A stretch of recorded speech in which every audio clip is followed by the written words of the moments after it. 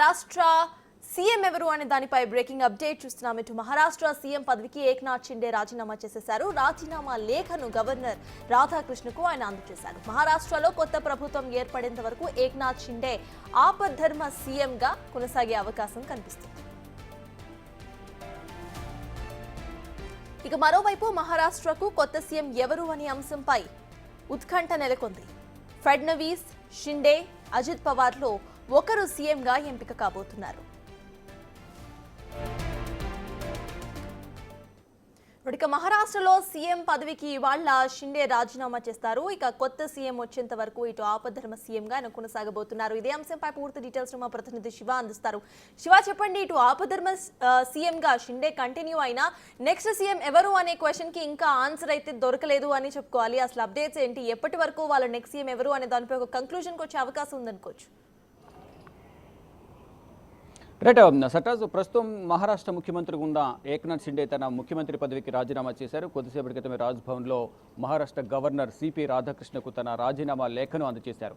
ఈ సందర్భంలో ఏక్నాథ్ షిండేతో పాటు ఉప ముఖ్యమంత్రులుగా ఉన్న దేవేంద్ర ఫడ్నవీస్, మరోవైపు అజిత్ పవార్, వీరిద్దరు కూడా ఏక్నాథ్ షిండేతో పాటు రాధాకృష్ణను కలిశారు. అంటే వారు కూడా ఉప ముఖ్యమంత్రి పదవికి రాజీనామా చేయాల్సి ఉంటుంది. ప్రజెంట్ రాజీనామా చేసిన నేపథ్యంలో ముఖ్యమంత్రిగా నూతన ప్రభుత్వం ఏర్పడే వరకు ఆపద్ధర్మ ముఖ్యమంత్రిగా కొనసాగాలంటూ షిండేను గవర్నర్ సిపి రాధాకృష్ణన్ కోరారు. ఇక ముఖ్యమంత్రిగా రాజీనామా చేసిన నేపథ్యంలో ఈ రోజు నుంచి ఆపద్ధర్మ ముఖ్యమంత్రిగా కొనసాగుతారు.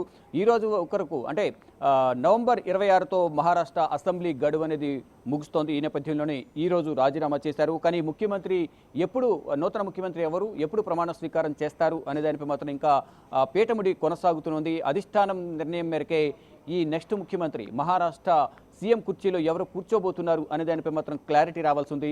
నిన్న ముగ్గురు కూడా ఇటు ఢిల్లీ వచ్చినప్పటికీ ఇటు లోక్సభ స్పీకర్ ఓం బిర్లా కుమార్తె వివాహ రిసెప్షన్ కార్యక్రమానికి హాజరై వారు వెనుదిరిగారు. కానీ అధిష్టాన పెద్దలు కలిశారా లేదా అనే దానిపై మాత్రం ఒక క్లారిటీ అనేది లేదు.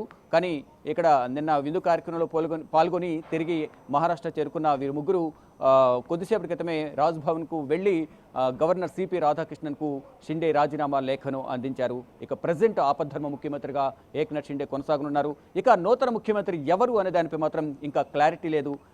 అమిత్ షా, మోడీ ద్వయం ఎవరిని మహారాష్ట్ర సీఎం కుర్చీలో కూర్చోబెడతారు అనే దానిపై మాత్రం ఇంకా క్లారిటీ రావాల్సి ఉంది. కానీ ఇప్పుడు ప్రజెంట్ ఇద్దరు ముఖ్యమంత్రులు, ఒక ముఖ్యమంత్రి, ఇద్దరు ఉప ముఖ్యమంత్రులుగా ఉన్న మహారాష్ట్రలో సేమ్ రోల్ కంటిన్యూ అవుతుంది. కానీ ఎవరు ముఖ్యమంత్రి పదవి మాత్రం మారుతుంది. కానీ ఉప ముఖ్యమంత్రులు మాత్రం ఇద్దరు ఉంటారు. ఆ ముఖ్యమంత్రి ఎవరు అనే దానిపై మాత్రం పలు ఊహాగానాలు వ్యక్తమవుతున్నాయి. ఇప్పటికే అజిత్ పవార్ కొన్ని ఇండికేషన్స్ ఇండైరెక్ట్గా ఇచ్చారు.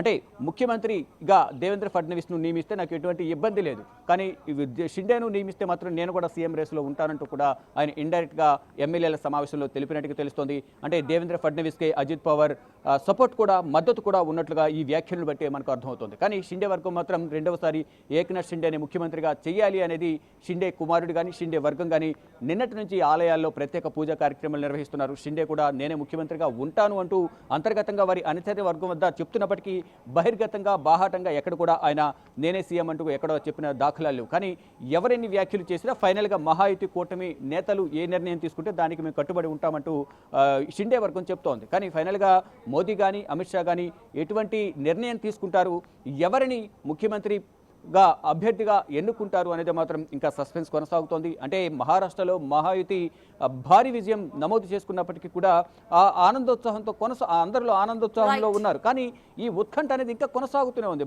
ముఖ్యమంత్రి ఎవరు ఉంటారంటూ అందరూ ఉత్కంఠగా ఎదురు చూస్తున్నారు. ఫైనల్గా అధిష్టానం మాత్రం ఈ రోజు రేపట్లో ఒక క్లియర్గా ఒక సందేశాన్ని ఇచ్చే అవకాశం కనిపిస్తోంది. ఒక క్లారిటీ ఇచ్చే అవకాశం అయితే, కంక్లూజన్ ఇచ్చే అవకాశం అయితే కనిపిస్తోంది. దేవేంద్ర ఫడ్నవీస్ని ముఖ్యమంత్రిగా ప్రకటిస్తారంటూ కూడా బీజేపీ ధీమా వ్యక్తం చేస్తుంది. కానీ మరలా షిండేని ముఖ్యమంత్రి అవుతారంటూ షిండే వర్గం ధీమా వ్యక్తం చేస్తుంది. కానీ అజిత్ పవార్ మాత్రం దేవేంద్ర ఫడ్నవీస్కి సపోర్ట్ చేస్తూ ఉన్నారు. ఒకవేళ దేవేంద్ర ఫడ్నవీస్ ముఖ్యమంత్రిగా ఉంటే వీరిద్దరు ఉప ముఖ్యమంత్రులుగా ఉంటారు. మిగతా రెండు వర్గాలకు మంత్రివర్గంలో కానీ ఇతర పదవుల్లో సముచిత ప్రాధాన్యం ఇస్తామంటూ కూడా ఇప్పటికే బీజేపీ వారందరికీ కొన్ని సంకేతాలు ఇచ్చినట్టు తెలుస్తుంది. మొత్తంగా చూసుకుంటే మహారాష్ట్ర ముఖ్యమంత్రి అభ్యర్థి ఎవరు, ముఖ్యమంత్రి పీఠంలో ఎవరు కూర్చుంటారనే దానిపై మాత్రం ఇంకా ఈ రోజు రేపట్లో క్లారిటీ వచ్చే అవకాశం ఉంది. అమిత్ షా ద్వయం ఏ నిర్ణయం తీసుకుంటారు, వారిద్దరి మధ్యలో ఎవరున్నారనేది మాత్రం ఇంకా క్లియర్గా తెలియాల్సి ఉంది. సర్టస్. Right, thank you Shiva.